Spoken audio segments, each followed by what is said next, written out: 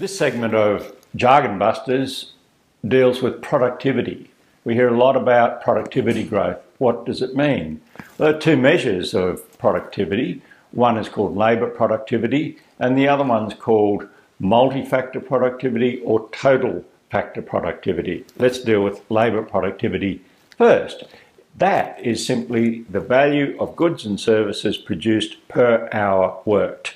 So it's like GDP produced per hour worked. And if we produce more for every hour worked, that's better than producing less. Now, that's labour productivity.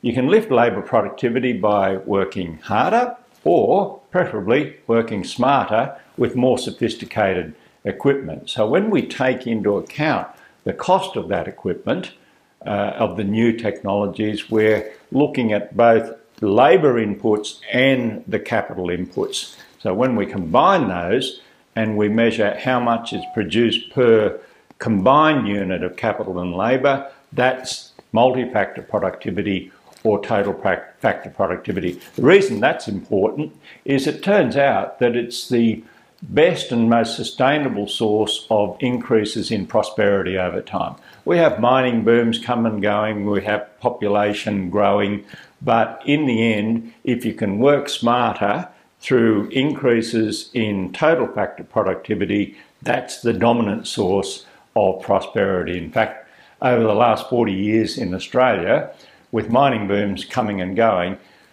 total factor productivity explains 80% of the increase in measured living standards in our prosperity. So we prefer to have stronger productivity growth rather than weaker productivity growth.